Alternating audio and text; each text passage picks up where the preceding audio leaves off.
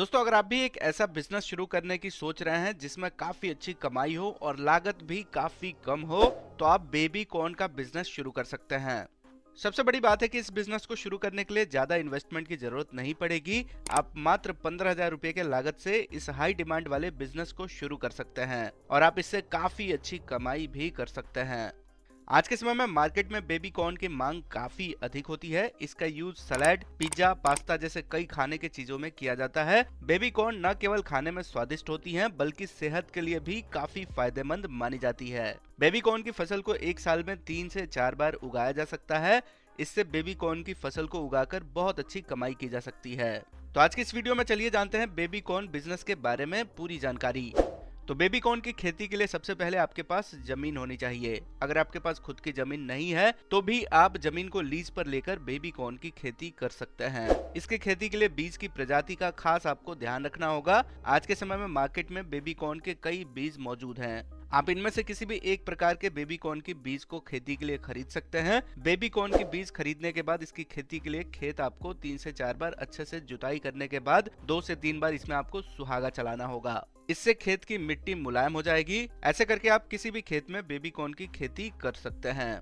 Baby corn की बीज की बुआई की बात करें तो हर एक 15 सेंटीमीटर की दूरी पर आपको एक बीज की बुआई करनी चाहिए। बेबी कॉर्न की बीज को 3 से 4 सेंटीमीटर गहराई में आपको बोनी चाहिए। इसमें पत्तियों की दूरी की बात करें तो इसमें 45 सेंटीमीटर आपकी पत्तियों की दूरी होनी चाहिए और बीज की दूरी 15 सेंटीमीटर होनी चाहिए। अगर दूरी का खास ध्यान रखेंगे तो बेबी कॉर्न की फसल बहुत ही जल्दी तैयार होगी।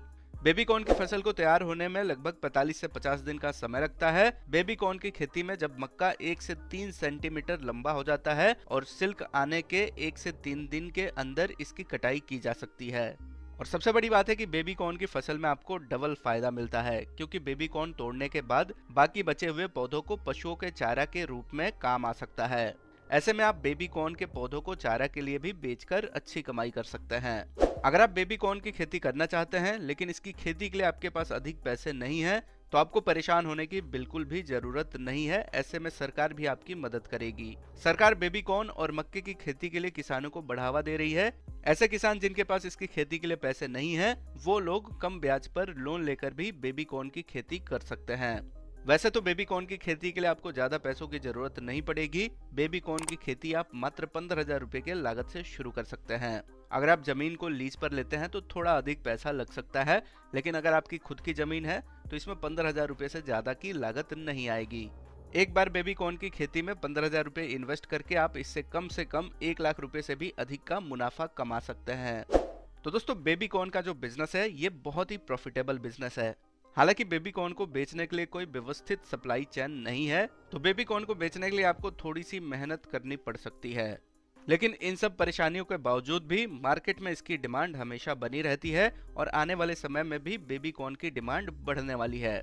बेबी कॉर्न को बेचने के लिए आप आसपास के शहर में होलसेल सब्जी मार्केट को टारगेट कर सकते हैं। वहां पर आपका बेबी कॉर्न काफी जल्दी बिक जाएगा।